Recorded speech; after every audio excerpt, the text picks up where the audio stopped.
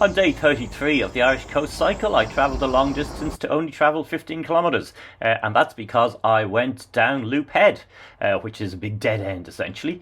But first off, let me introduce you to the cyclist's high-calorie, warm, low-cost food in Ireland, and that is the breakfast roll and its close cousin, the chicken fillet roll.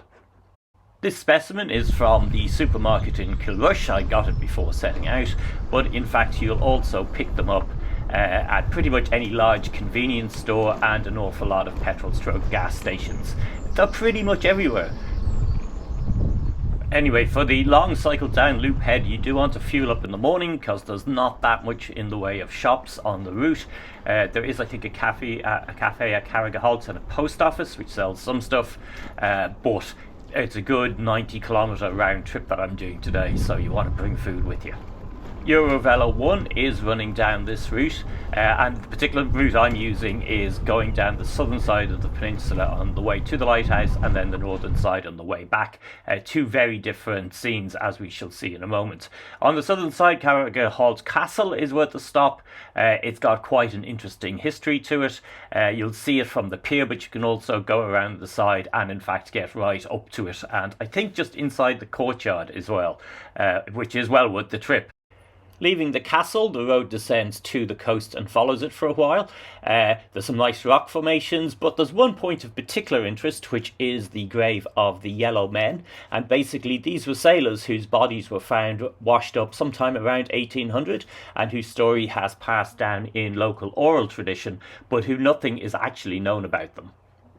The narrow road continues to hug the coast down to the small, very small fishing village of Kilballyone, which has a nice outdoor sort of artistic space that commemorates the history of the village. There is also a pub/restaurant here.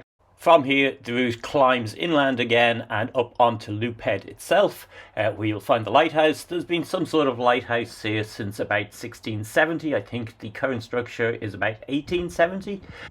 But don't be leaving too soon. In fact, I'd schedule about an hour here, because what you definitely want to do is go around the back of the lighthouse to have a look at the cliffs of Loop Head itself. I was lucky because when I was here, the sea pinks were really in bloom absolutely everywhere all the way down the peninsula, but particularly around the lighthouse itself. This is a signature point on the Wild Atlantic Way, and indeed, while we go back up away from the lighthouse, this time on the northern side, which is lined by cliffs, there are several more Wild Atlantic Way stopping points, including the bridges of Ross here. These are all worth stopping at. They're only short diversions from the road itself, so give yourself a little bit of extra time to do it. The setting is spectacular, but there's a little bit more going on here than meets the eye, because these people on top of the cliff are in fact watching something in the water. See if you can spot what it is.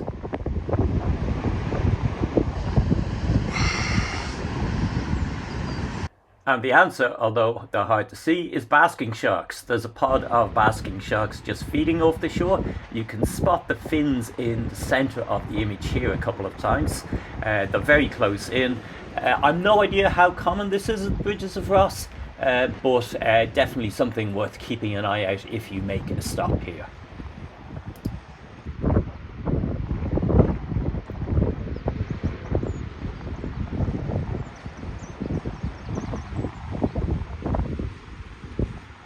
As I head east and then north from the lighthouse, in fact, I'm going to have 2 afternoons of spectacular cliffs. Today, on the way to Kilkee, there's several points where the road comes close to the sea and quite impressive cliffs that are slowly rising in height. And then tomorrow, there's going to be the Cliffs of Moher. So if you like to watch big Atlantic waves pounding off the exposed Irish shore, you're going to really enjoy this particular leg of the trip. It really is the Wild Atlantic Way.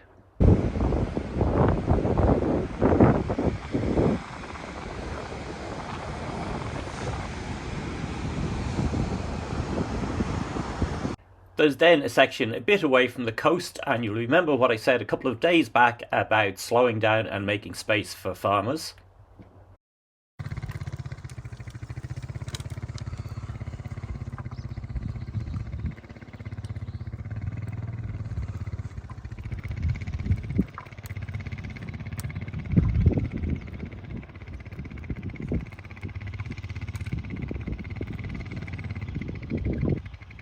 and then yet more spectacular cliffs on the headland that takes you into Kilkee. Not as tall as the Cliffs of Moher, but actually well worth visiting.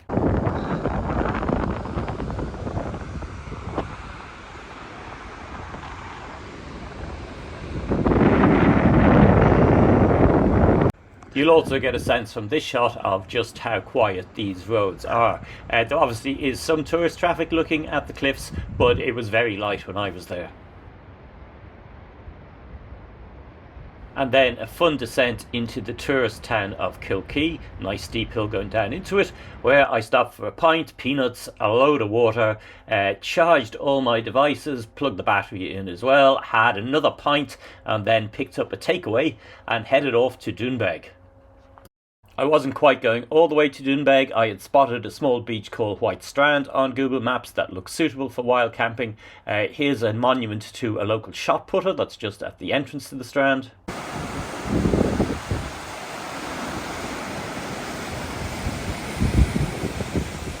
It was quite windy and I hadn't fancied trying to camp on the cliffs, so I was pleased to get behind this sheltering wall for the night. Anyway, that's day 33 of my Irish coast cycle. Hope you're enjoying these. Please do follow the channel to see more of them. And if you thought this video was useful, give it a thumbs up.